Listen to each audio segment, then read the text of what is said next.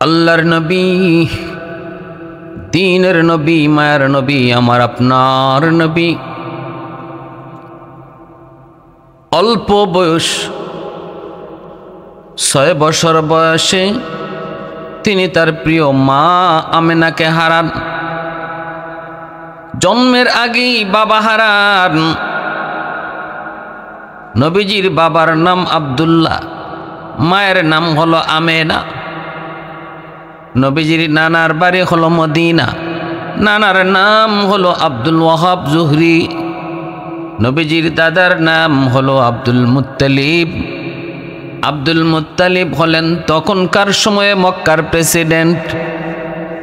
শুধুমাত্র মক্কার প্রেসিডেন্ট নন, তিনি খানা কাবার মুতাওয়াল্লি। খানা কাবার তিনি মুতাওয়াল্লি। আব্দুল মুত্তালিব তিনি তো মক্কার মানুষের সবার কাছে বড় সর্দার, খানা কাবার মুতাওয়াল্লি। 10টা ছেলে সন্তান, 6টা মেয়ে সন্তান।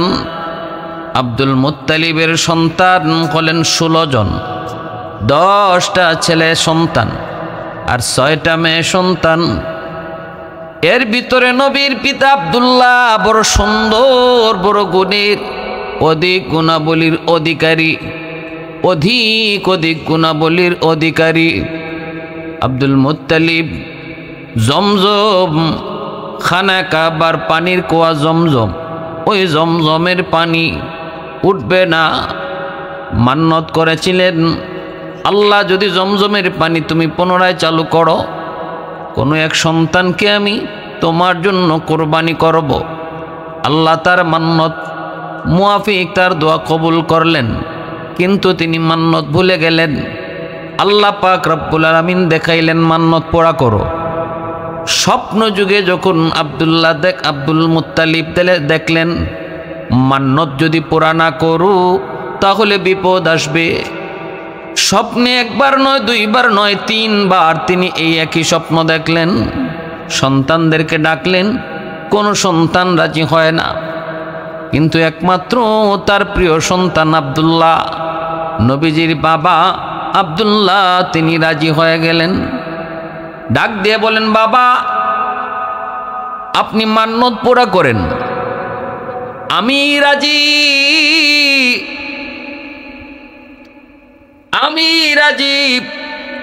আপনি আমাকে কুরবানি করেন, আল্লাহর জন্য আপনি আমাকে কুরবানি করেন। আব্দুল মুত্তালিব এই প্রস্তাব তিনি সন্তান আব্দুল্লাহর কাছ থেকে তিনি পাইলেন। আব্দুল মুত্তালিব 10 জন সন্তানের ভিতর মান্নত পুরা করার জন্য, আল্লাহর জন্য কুরবানি করবেন, একজন সন্তান সেটা রাজি হয় না। রাজি হলেন শুধু নবীর পিতা আব্দুল্লাহ। তিনি বলতেছেন, বাবা গো আমি রাজি, আপনি আমাকে আল্লাহর জন্য কুরবানি করেন। সিদ্ধান্ত মাফিক যখন তিনি খানায় কাবার সামনে আব্দুল্লাহকে কুরবানি দিতে নিয়ে গেলেন, মক্কার যত সুন্দরী নারী, 80 জন সুন্দরী নারী যার যার হাতের মধ্যে ছুরি নিয়া খানা কাবার সামনে দাঁড়ায় সাফ সাফ ঘোষণা দিয়া জানাইতেছে, আব্দুল মুত্তালিব আব্দুল্লাহকে যদি আজকে খানা কাবার সামনে কুরবানি করা হয় তাহলে আমরা প্রত্যেকে যার যার ছুরি দিয়া যার যার গলা কাটব, কারণ আমরা আব্দুল্লাহর জন্য পাগল। মক্কার নারীরা আমার আপনার নবীর পিতা আব্দুল্লাহর জন্য পাগল। কেন পাগল? কারণ তার ললাটের মধ্যে মুহাম্মদী নূর ছিল, এমন এক নূর যেই নূরের জন্য সবাই পাগল। ওই 80 জন সুন্দরী নারীর মধ্যে নেতৃত্ব যিনি দিয়েছিলেন সেই সুন্দরী কুমারী নারীর নাম হলো মরিয়ম। কে তিনি? কয় ওয়ারাক বিন নওফলের মেয়ে, তাওরাত কিতাবের পণ্ডিত নওফলের মেয়ে, নাম হলো মরিয়ম। তিনিও নেতৃত্ব দিলেন, তিনি ছিলেন লিডার। এইদিকে আব্দুল্লাহ চিন্তায় পড়ে গেলেন, যদি আব্দুল মুত্তালিব চিন্তায় পড়লেন, যদি আব্দুল্লাহকে কুরবানি করা হয় তাহলে আজকে খানা কাবা বাইতুল্লাহর ছায়ায় রক্তের স্রোত বইবে, অসংখ্য অগণিত নারী নিজে নিজে আত্মহত্যা করবে। অতএব না হয় না, কেমনে কি করা যায়? মান্যত তো পুরা করা দরকার। কেমনে তাহলে কিভাবে মান্যত পুরা করব? লটারি দেওয়া হয়, উটের নাম 10টা উট, আব্দুল্লাহ দুই দিকে লটারি দেওয়া হয়, লটারি টান দেওয়া হয়, উটের নাম আসে না, আব্দুল্লাহর নামই আসে। উটের পরিমাণ বাড়ানো হয়, তবু আব্দুল্লাহর নাম আসে। উটের পরিমাণ আরও বাড়ানো হয়, আব্দুল্লাহর নাম আসে। এইভাবে 100টা উট দিয়া যখন লটারি দেওয়া হয়, তখন উটের নাম আসছে আব্দুল মুত্তালিব, নবীর পিতা আব্দুল্লাহ। তখন তিনি 100টা উট জবাই করলেন আর মান্য তিনি পোড়া করলেন। নবীজির পিতা আব্দুল্লাহ, দাদা আব্দুল মুত্তালিব অনেক ধনী, সম্পদের অভাব নাই। আল্লাহ নবী রহমতের নবীর বাবা আব্দুল্লাহর জন্য যখন মক্কার নারীরা পাগল, তখন আব্দুল মুত্তালিব ছেলে আব্দুল্লাহকে নিয়ে মক্কা থেকে মদিনায় তিনি চলে গেলেন। নিয়ত করলেন ছেলেকে বিয়ে করাবেন। এইভাবে আর কতদিন রাখা যায়? মক্কা নারীরা, সুন্দরী নারীরা তো আমার ছেলে আব্দুল্লাহর জন্য পাগল। কখন কোথায় কোন সময় কি ঘটে যায়। নিয়ে গেলেন রাতের আধারে মদিনায় তার বন্ধু নাম হলো আব্দুল ওহাব জুহরি। বন্ধুর বাড়িতে গেলেন, বন্ধুর সাথে দেখা করলেন। বন্ধু তো বড় খুশি। বন্ধুকে জিজ্ঞেস করলেন, বন্ধু তোমার সন্তান কয়জন? দোস্ত আমার সন্তান বয়সে বিয়ে করেছি, আল্লাহ একটা মাত্র মেয়ে সন্তান দিয়েছে, নাম রাখছি আমেনা। তবে আমার মনে কোনো দুঃখ নাই দোস্ত, মনের মধ্যে কোনো দুঃখ নাই। যদিও আল্লাহ ছেলে সন্তান দেয় নাই, তবু আমি খুশি, কারণ আমার এই মেয়েটাকে আল্লাহ হাজারো ছেলের চেয়ে বেশি গুণ দিছে। এমন এমন গুণের অধিকারী আমার মেয়ে আমেনা। হাজারো ছেলের ভিতরে হয়তো সেই গুণ খুঁজে পাওয়া যাবে না। এজন্য আমি খুশি। দোস্ত প্রতি সোমবার শুক্রবার আমার মেয়ে আমেনার কপালে একটা নূর চমকায়। আমার মেয়েটার দিকে যখন বেগানা কোনো পুরুষ নজর দেয়, সাথে সাথে তার চোখের শাটার পড়ে যায়। আমার মেয়েটা এত গুণী, নামাজে কালামে আমার মেয়েটা এমন গুণী, পর্দা পুষি দেয়, রূপে লাবণ্যে আদব আখলাকে। আল্লাহর নবীর পিতা আব্দুল্লাহ তো সাথে যান নাই, আব্দুল্লাহকে সাথে নিয়ে গেলেন নবীর দাদা আব্দুল মুত্তালিব। এবার তিনি বলতেছেন, দোস্ত দেখো তো আমার ছেলে আব্দুল্লাহর তোমার পছন্দ হয়নি। আব্দুল ওহাব জুহরি মায়ার নবীর পিতা আব্দুল্লাহকে দেইকা তিনিও আশ্চর্য হয়ে গেলেন, এত সুন্দর। বলে হ দোস্ত, আমার ছেলে আব্দুল্লাহর কাছেও এমন কিছু গুণ রয়েছে। তোমার মেয়ে আমেনার যেমন সোমবারের চেহারার মধ্যে নূর চমকায়, আমার ছেলে আব্দুল্লাহর চেহারার মধ্যে সোমবারে শুক্রবারে নূর চমকায়। যতগুলা গুণ তুমি তোমার মেয়ে আমেনার কাছে বলেছো, এমন গুণগুলি আমার ছেলে আব্দুল্লাহর কাছেও আছে। যার ফলে এক পর্যায়ে দুজন দোস্ত, দুজন বন্ধু কথায় কথায় মিল হয়ে গেল, পছন্দ হয়ে গেল, বিয়ে শাদী হয়ে গেল। মদিনার সবচেয়ে ধনী ছিলেন নবীর নানা। মদিনার সবচেয়ে ধনী নবীর নানা আব্দুল ওহাব জুহরি। তিনি সম্পদ কাকে দিলেন? এই সম্পদ মেয়ের নামে দিয়া গেলেন। আবার নবীজির মা আমেনা তিনিও এই সকল সম্পদ সন্তান আমার আপনার নবীকে দিয়া গেছিলেন। অতএব যেই মানুষগুলা কয় নবী নিঃস্ব ছিলেন, অসহায় ছিলেন, আর সম্পদের লোভে পইরা খাদিজাকে বিয়ে করেছেন, এই নাস্তিকগুলির জবাব দেওয়ার জন্য আমরা বলি না, আমার আপনার নবী জন্মগতভাবে গরিব নয়, নবীজি জন্মগতভাবেই ছিলেন ধনী। নানার দিক দিয়েও তিনি সম্পদের অধিক সম্পদের মালিক, আবার দাদার দিক দিয়েও অধিক সম্পদের মালিক। কারণ নবীর পিতা মারা যাওয়ার পর দাদা আব্দুল মুত্তালিব সকল সম্পদের অর্ধেক সম্পত্তি নাতিকে দিয়া দিছিলেন। অতএব নবীজি নিঃস্ব ছিলেন, অসহায় ছিলেন। আর সম্পদের লোভ কইরা খাদিজা আম্মা জান খাদিজাতুল কুবরাকে বিয়ে করেছেন। এই কথা যারা বলে এরা আমার নবীর বিরুদ্ধে অপবাদ দিতে চায়। নবীজির বিবাহ অনুষ্ঠান শেষ হয়ে গেল। আল্লাহর নবীজির পিতা আব্দুল্লাহর বিবাহ অনুষ্ঠান শেষের পর তিনি ওই মদিনায় কিছুদিন থাকার পর দেশে ফিরলেন মক্কায়। বাবার সঙ্গে তিনি দেশে আসলেন। রাস্তায় সেই মরিয়মের সঙ্গে দেখা। মক্কার নারীরা বেশ কিছুদিন আব্দুল্লাহকে তারা মক্কায় দেখতে পায় না।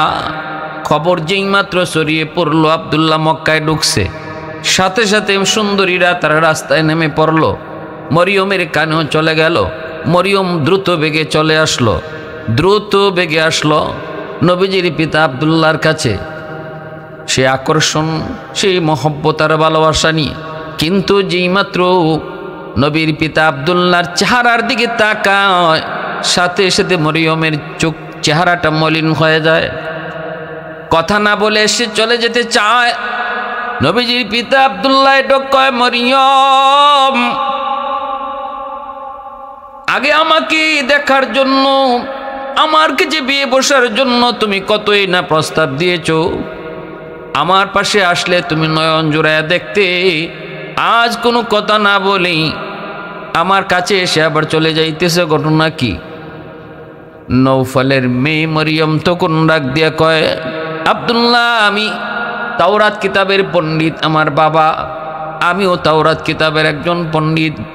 তাওরাত কিতাবের ভিতরে পেয়েছি রে আব্দুল্লাহ, মুহাম্মদী নূর বাবার কপালে চমকাবে। মুহাম্মদের আখেরি নবী, শ্রেষ্ঠ নবী মুহাম্মদুর রাসূলুল্লাহর বাবার নাম হবে আব্দুল্লাহ। কপালের মধ্যে নূর চমকাবে। এতদিন পর্যন্ত আমি তোমার কপালে ওই নূর, যেই নূর তাওরাত কিতাবে পড়েছি, ওই নূর আমি তোমার কপালে দেখেছি। আজ আমি দেখতেছি সেই নূর, মুহাম্মদী নূর তোমার কপালে নাই, তোমার ললাটে সেই নূর নাই। আমার মন বলে তুমি যেখানেই যাও না কেন, এই কদিন যে তুমি মক্কায় ছিলে না, তুমি বিয়ে করেছো। নবীজির পিতা আব্দুল্লাহ কয়, মরিয়ম, তুমি ঠিক বলেছ। আমি মদিনায় গেছিলাম, আমি তো মদিনায় বিয়ে করেছি।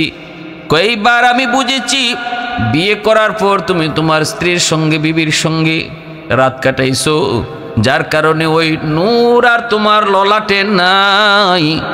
ওই নূরটা ট্রান্সফার হয়ে তোমার স্ত্রী, তোমার বিবির কাছে চলে গেছে। অতএব আব্দুল্লাহ, এখন আর আমি তোমার জন্য এত পাগল না, এত আকর্ষণ, এত মায়া তোমার প্রতি আমার নাই।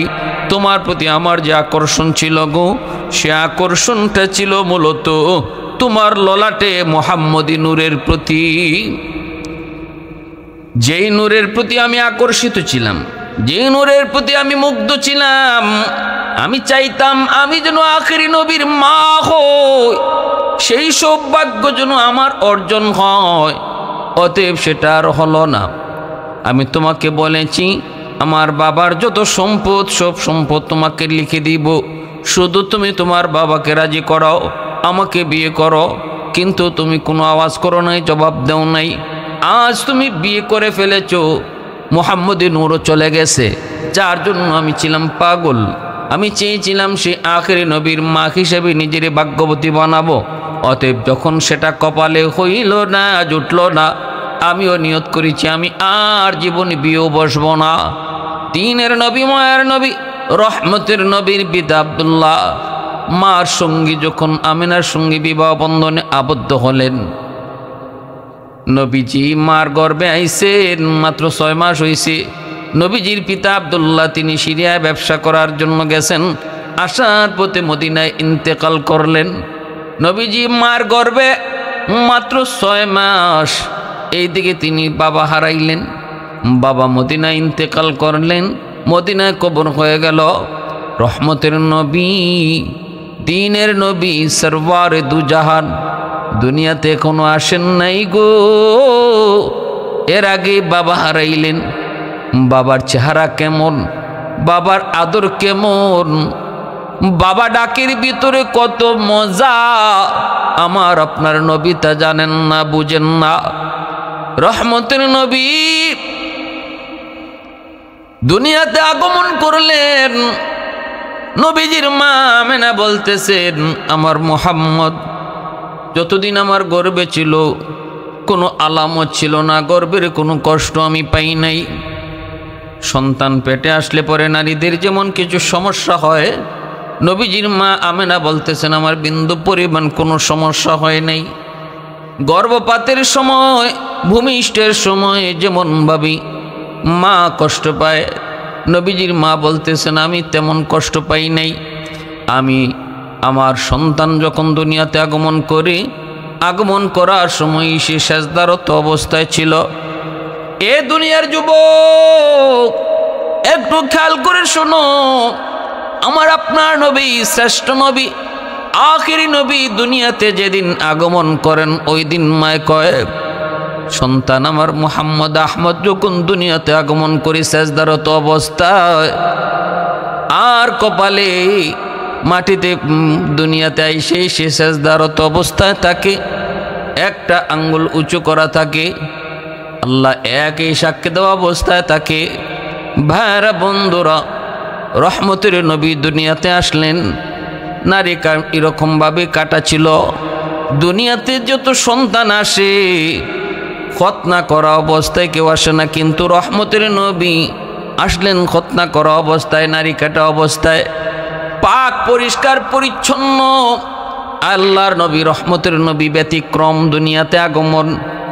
অতএব নবী হওয়ার পিছনে 40 বছর পরে নবীজি নবী হয়েছেন, কিন্তু নবী হওয়ার প্রমাণ আল্লাহ 40 বছর আগে জন্ম থেকেই আল্লাহ পদে পদে নবী হওয়ার দলিল আল্লাহ রেখে দিয়েছেন। সাধারণ মানুষের মতোই, সাধারণ মানুষের স্বভাবজাত যেমন ছিল এর চেয়ে ব্যতিক্রম ছিল নবীজির। ভাইরা বন্ধুরা, নবীজির দাদা আব্দুল মুত্তালিব তিনি বলেন, আমার নাতি যেদিন আগমন করবে যেই রাতে, ওই রাতে আমি আমার ঘরের উপরে আকাশ থেকে একটা আওয়াজ পেয়েছি। আমি শেষ রাতে বের হয়েছি, আওয়াজটা পেয়ে আওয়াজটা আকাশের দিকে শুনতে পেলাম তাকবীরের আওয়াজ, আল্লাহু আকবার, আল্লাহু আকবার, আল্লাহ মহান, আল্লাহ মহান, আল্লাহ মহান। এই আওয়াজটা আমি আকাশে পেয়েছি। সামনের দিকে অগ্রসর হতে থাকি, আবার শুনি একটা আওয়াজ। শেষ সময়ে, যেই সময়টাতে আমার নাতি দুনিয়াতে আসছেন, ওই সময়টাতে আমি আওয়াজ পেয়েছি, আকাশ থেকে আওয়াজ পেয়েছি, এ দুনিয়াবাসী, এই মুহূর্তে রহমতের নবী সরওয়ারে দু জাহান সরওয়ারে দু জাহান দুনিয়াতে আসছেন। আমি আরেকটু সামনের দিকে অগ্রসর হয়ে দেখি আমার নাতি যেই ঘরে দুনিয়াতে আসছে, এই ঘরের উপরে এক ঝাঁক পাখি যেন পাহারা বসাইছে। পাখিরা যেন ঘরের উপরে পাহারা বসাইছে, আর ঘরের উপরে একটা মেঘমালা, যেভাবে লাইট দেওয়া হয় এইভাবে ঘরটার উপরে লাইটিং করে রাখছে, আলো দিয়া রাখছে। একটু উকি দিয়া দেখতে পেলাম পুরো ঘরটা এমন এক সুগন্ধিত হয়ে গেল। আমি বুঝতে পেরেছি এটা দুনিয়ার কোনো সুগন্ধি নয়, এই সুগন্ধি দুনিয়ার কোনো মার্কেটের সুগন্ধি নয়। আমি দরজার আওয়াজ দিলাম, ভিতর থেকে আমার বৌমা আমেনা বলতেছে, বাবা গো একটু পরে আসেন, নাতিকে দেখবেন, একটু পরে আসেন। একটু কষ্ট পেয়ে আমি চলে যেতে চাইলাম, আমার নাতিকে আমি একটু দেখবো, কিন্তু আমার বৌমা আমাকে ঢুকতে দেয় না। কিন্তু মনে কষ্ট পাওয়ার লগে লগে দেখতে পেলাম একজন বিশাল আকৃতির একজন মানুষ আমাকে আটকায় বলতেছে, আব্দুল মুত্তালিব কষ্ট পেও না, ফিরে যেও না, একটু পরে ঘরে ঢুকো, কারণ এই মুহূর্তে রহমতের ফেরেশতারা সরওয়ারে দো জাহানের পরিচর্যায় লিপ্ত। রহমতের ফেরেশতারা ঘরের ভিতরে সরওয়ারে দু জাহান রাহমাতুল লিল আলামিন, ওই রাহমাতুল লিল আলামিনের সেবা শুশ্রূষায় লিপ্ত। একটু পরে তুমি ঘরের ভিতরে ঢুকো, এই আওয়াজটাও একজনে আমাকে দিল। তখন আমি বুঝতে পেরেছি আমার নাতি জেনতেন সাধারণ কোনো নাতি নয় গো। আমার ভাইয়েরা, বন্ধুরা, মায়ার নবী, দয়ার নবী দুনিয়াতে আগমন করলেন। আল্লাহর নবী আসলেন দুনিয়াতে, কিন্তু বাবা হারা। জন্মের আগে নবী বাবা হারাইছেন। আস্তে আস্তে নবী বড় হতে লাগলেন।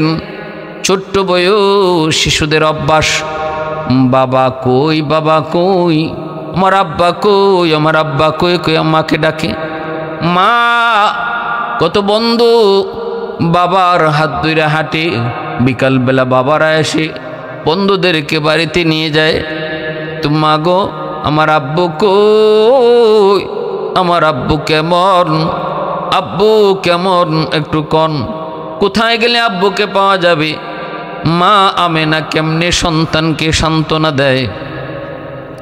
এইভাবেই নবীজির বয়স বেড়ে বেড়ে 6 বছর হয়ে গেল। একদিন মা তার শ্বশুরজি নবীর দাদা আব্দুল মুত্তালিবকে বলতেছেন, বাবা আপনার নাতি শুধু বাবা বাবা করে, একটু অনুমতি যদি দেন মদিনায় যাব, মদিনায় গিয়ে তার বাবার কবরখানা একটু দেখায় আনব। আব্দুল মুত্তালিব কয়, ঠিক আছে মাগো যাও। উম্মে আয়মনকে সাথে নিয়া, মা রসুলকে সঙ্গে নিয়ে তিনি মদিনায় গেলেন। আল্লাহর নবী 6 বৎসর বয়স, নবীজির কবরের পাশে যাইয়া, নবীজি তার দাদা বাবার কবরের পাশে যাইয়া কান্না শুরু করে দিলেন। মা যেই মাত্র দেখাইলেন, ওই যে এই কবরটাই হলো তোমার আব্বার কবর। ছোট্ট মোহাম্মদ রসুল, ছোট্ট 6 বছর বয়স, বাবার কবর দেখা মাত্রই কবরের পাশে যায় হাওমাও করে কবরের মাটি ধইরা কান্না করতেছেন। বাবা গো, ও বাবা তুমি কেমন, চেহারা কেমন তাও কোনোদিন দেখলাম না, বাবার আদর কেমন তাও বুঝলাম না। কান্দেন আর মা সান্ত্বনা দেয়। এক পর্যায়ে মাকে নবীও ডাক দেয়া কয়, মা গো তুমি মক্কায় চলে যাও, আমি মদিনা ছেড়ে যাব না গো। মদিনা তখন নাম হলো ইয়াসরেব, আমি ইয়াসরেবে থেকে যাব। এখান থেকে আমি যখনই মন চায় আব্বার কবরের পাশে আইসা বাবার সঙ্গে কথা বলবো। নবীজির মা আমেনা কই, বাবা মুহাম্মদ তোমাকে মদিনায় রেখে আমি মা মক্কায় একা একা কেমনে থাকি? মা আমি কেমনে একা একা মক্কায় থাকবো রে বাজান, এমনটা বইল না, আমারও যে দুনিয়া কেউ নাই, একমাত্র তুমি চলো। এই বইলা নবীকে বুঝে শুনে মা রওনা দিলেন। কিন্তু ভাগ্যের নির্মম পরিহাস, ওই মক্কা মদিনার মাঝামাঝি এক জায়গার নাম হলো আবুয়া। আবুয়া নামক জায়গায় আসা মাত্রই মায়ার নবীর মা আমেনা অসুস্থ হয়ে পড়লেন। মুহূর্তের ভিতরেই অসুস্থ না, মুহূর্তের ভিতরেই শরীর দুর্বল হয়ে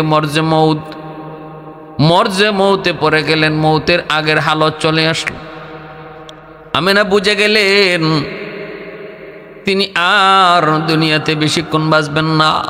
ডাক দিয়ে সন্তানকে কাছে আইনা বলতেছে, বাবা মোহাম্মদ আয় আমার বুকে আয়, আয় বাবা বুকে আয়। মনে হয় মা আর বেশি দিন বেশিক্ষণ দুনিয়া থাকবো না, মক্কায় যাওয়া আমার পক্ষে হয়তো সম্ভব হবে না, হয়তো এখানেই মার কবর হবে। আমার দিলে সাক্ষী দিতেছে, বাজান রে বাজান আয় মার বুকে আয়। দয়ার নবী মায়ার নবী মাকে বুকে জোড়ায় কান্দেন আর বলেন, মা তুমি আমাকে কার কাছে রেখে যাও গো? আসছি বাবাকে দেখার জন্য, আসছি বাবার কবর দেখার জন্য, এখন বুঝি মাকেও হারাবো। ও মালিক এটা কেমন তোমার বিচার? আল্লাহ পাক রব্বুল আলামিন কো দোস্ত, তোমার ধৈর্যের পরীক্ষা শুরু। জীবনে অনেক ঘাট প্রতিঘাত তোমার জীবনে আসবে। ছোট্ট থেকে আমি আল্লাহ এরকম ধৈর্য ধরায় ধরায় তোমাকে আমি আল্লাহ বড় করব। তোমার জীবনে তায়েফ আসবে, তোমার জীবনে বদর আসবে, উহুদ আসবে, খন্দক আসবে। বন্ধু সেখানে কেউ থাকবে না গো, মা বাবা কেউ তোমার পাশে থাকবে না, থাকবো শুধু আমি আল্লাহ, থাকবো শুধু আমি আল্লাহ। অতএব তোমার আশ্রয় কে নিবে, কে তোমারে পালবে, কে তোমারে বড় করবে, এই চিন্তা তোমার নয় দোস্ত, এই চিন্তা হলো আমি আল্লাহর। কারণ তুমি হলে আমি আল্লাহর দোস্ত। সৈয়দে কৌনৈন মুখতার খুদা তুমকো বানায়া, कौनैन मुख्तार खुदा तुमको बनाया, उम्मत का निगाहबान खुदा तुमको बनाया, उम्मत का निगाहबान खुदा तुमको बनाया। मौला मेरा आका मेरा रहमत की नबी है, ताजदार मदीना है तुम्हारे अरबी है, ताजदार मदीना है तुम्हारे अरबी है। अशजार ने देते हैं नबूवत के शहादत, तशकीक कमर में है तो अंगुल की इशारात, तशकीक कमर में है तो अंगुल की इशारात। मेरा बंधुरा अल्लाह नबी मार गला जरा नबी कांदेन, নবীজি কান্দেন আর বলেন, মা গো, ও মা তুমি আমাকে কার কাছে রেখে যাচ্ছ? উম্মে আয়মন কি মা ডাক দিয়ে আনলেন, আইনা হাতে হাত রেখে বলতেছে, মা এ উম্মে আয়মন, তোমার হাতে আমি আমার সন্তান মুহাম্মদকে আমানত রেখে গেলাম, তুমি আমার মুহাম্মদকে দেখে রাখো। যেই মাত্র উম্মে আয়মনের হাত ধরাইয়া নবীর মা, নবী কি বুঝে দেয়া যায়, নবীর বুঝতে আর বাকি থাকে না, গলা জড়ায় তুই রকম, মাগো ও মা তুমি একটু কি ভাইবা দেখছো আমি আজ থেকে রাতের বেলা কার সাথে ঘুমাবো? কে আমাকে রাতে ঘুম পড়াবে? কার গলা জড়ে আমি ঘুমাবো? কে আমাকে খাওয়াবে? কে আমাকে গোসল করাবে গো মা? জন্মের আগেই বাবা হারাইলাম, বাবার আদর কেমন আমি নবী বুঝি না, জন্মের আদর কেমন, বাবার আদর কেমন আমি মুহাম্মদ জানি না, বুঝি না। তুমি মার কাছে মার আদর বাবার আদর সব আদর দুনু আদর পেয়ে বড় হয়েছি, আজ তুমি আমাকে কার হাতে রেখে যাইতেছো? একটু কি বুঝেছো আমি কার সাথে ঘুমাবো? কে আমাকে গোসল করাবে, কে খাওয়াবে, কে ঘুম পাড়াবে গো মা? আল্লাহর নবী কান্দেন। এই অবস্থায় আল্লাহ পাক রব্বুল আলামিন মা আমেনাকে আল্লাহ নিয়ে গেলেন। উম্মে আইমনে হাত ধইরা মায়ার নবী মাকে ওই আবুয়া নামক জায়গায় দাফন কইরা তারা মক্কার দিকে রওনা দিলেন। 6 বছরে একটা বাচ্চার কি হালত একটু বোঝার চেষ্টা করো রে যুবক। দু জাহানের বাদশাকে আল্লাহ পাক কি পরিমাণ সবর আর ধৈর্যের পরীক্ষা দিয়ে আল্লাহ বড় করতেছে। এই অবস্থায় দেখা যায় আল্লাহ নবী মায়ার নবী দাদার বাড়িতে আসলেন। দাদা আব্দুল মুত্তালিব দূর থেকে তাকান, গেল 3 জন, আসতেছে 2 জন। আব্দুল মুত্তালিবকে দেখে নবী দৌড় দিয়ে দাদাকে জড়ায় ধরলেন। দাদা গো, ও দাদা, গেছি বাবাকে দেখার জন্য, বাবার কবর দেখার জন্য, কিন্তু বাবার কবর দেখতে যেয়া মাকেও হারে আসছি। দাদার গলায় জড়ায়া 6 বছরের বালক আমার আপনার নবী কান্না করে আর কয়, দাদা ও দাদা, আমি কাকে মা কয়ে ডাকবো? কার গলা জড়ায় আমি রাতে ঘুমাবো? কার গলা জড়ায় রাতে ঘুমাবো? আল্লাহ নবীর দাদা আব্দুল মুত্তালিব কলিজা টুকরা নাতিকে গলা জড়ায় চুমুকায় আদর করে কয়, বাইরে কান্দিস না, সব ফয়সালা আমার আল্লাহ পাকের। একটুও কান্দিস না, ধৈর্য ধর। দাদা যতদিন দুনিয়াতে আছি দাদার কাছেই তুমি থাকবে। দুনিয়াতে মা নাই, বাবা নাই, এমন কোনো অভাব আমি দাদা তোমাকে বুঝতে দেব না রে ভাই, বুঝতে দেব না। এত মায়া করতেন আব্দুল মুত্তালিব। তিনি ছিলেন মক্কা খানায় কাবার মুতাওয়াল্লি। যেই চেয়ারটা ওনার জন্য খানায় কাবার সামনে থাকতো, সাহস হতো না কারো সেই চেয়ারের কাছে যাওয়ারও। কিন্তু আমার নবী ছোট্ট, তিনি যে দাদার ওই চেয়ারটার মধ্যে তিনি বসতেন। মক্কার মানুষজন শুধু দেখতো। অনেকেই বলতো আপনার নাতি মুহাম্মদ আপনার এই চেয়ারে বসে যায়। আল্লাহর নবীর দাদা আব্দুল মুত্তালিব কয়, তোমরা জানো না রে, আমার নাতি সাধারণ কোনো নাতি নয়। আমার নাতি আমার চেয়েও অনেক বড় হবে, জগৎ বিখ্যাত হবে। কারণ আমি জন্মের সময় এমন কিছু আলামত দেখেছি যে আলামতগুলা সাধারণ কোনো সন্তান জন্ম নেওয়ার সময় হয় না। ভাইরা বন্ধুরা, ওই দাদা আব্দুল মুত্তালিবের ছায়াতলে নবীজি 2 বছর থাকলেন। এরপরে দাদাও ইন্তেকাল করলেন। অর্থাৎ নবীজির বয়স যখন 8 বছর, 8 বছর বয়সে দাদাও ইন্তেকাল করলেন। এবার নবীজি দায়িত্ব গ্রহণ করলেন নবীর চাচা আবু তালিব। নবীর আপন চাচা, বড় মায়ার চাচা আবু তালিব কে, তিনি হযরত আলী রাদিয়াল্লাহু তাআলা আনহুর বাবা। আলী রাদিয়াল্লাহু তাআলা আনহু নবীর আপন চাচাতো ভাই। ওনার বাবা আবু তালিব কালেমা পড়ে মুসলমান হন নাই, কিন্তু মায়ার নবী, দয়ার নবীকে বড় আদর করেছেন, মায়া করেছেন, নবীকে আশ্রয় দিয়েছেন। আবু তালিব যতদিন দুনিয়াতে ছিলেন, নবীজি তিনি আবু তালিবের কাছে থাকা অবস্থায় নবীজি তিনি কালেমার নবুয়তি পাইছেন, আল্লাহ নবীর নবুয়তি পাইছেন। তখনও আবু তালিবের অধীনে মক্কার কাফির কুফার নবীজির বিরোধিতা করল। কিন্তু আবু তালিব যতদিন দুনিয়াতে ছিলেন, রসুলের গায়ে টোকা দেওয়ার সাহস কেউ করে নাই। আবু জাহেল, উতবা সাহেবা কেউ সাহস করে নাই। কারণ আবু তালিব ছিলেন, একটা কথাই বলতেন, আমার বাতিজা, এটা আমার বাতিজা। যদিও ইসলাম ধর্মে দাওয়াত দেয়, আমিও তার ধর্ম মানি না, কিন্তু মনে রাখিস তোরা, এটা আমার বাতিজা, রক্ত হলো আমার রক্ত, অতএব সাবধান, কেউ আঙ্গুল তুলবি না। এজন্য রসুল কয়, চাচা গো, ও চাচা, মৌতের সময় শুধু কানে কানে আমার কানে একটু বলে যাও। মৌতের সময় রসুল অনুনয় বিনয় করে বলেছিলেন, চাচা গো, কানে কানে শুধু তুমি কালেমাটা বলে যাও, কিয়ামতের ময়দানে আমি নবী তোমার সাথে সারা জান্নাতে ঢুকবো না। কিন্তু আবু তালিবের হেদায়েত কপালে নাই। বলতেছিল, বাতিজারে, আমি জানি তুমি নবী, সত্য নবী, কিন্তু এরপরও কইতে পারবো না। কারণ ওই যে আবু জাহেল, উতবা সাহেবা, মক্কার লিডারগুলি, এরা কইব আবু তালিব বিতু, জীবিত থাকতে ইসলাম মানছে না, মরার সময় ইসলাম মানছে, ইসলাম মান্য মরছে, আমারে বিতু কইব।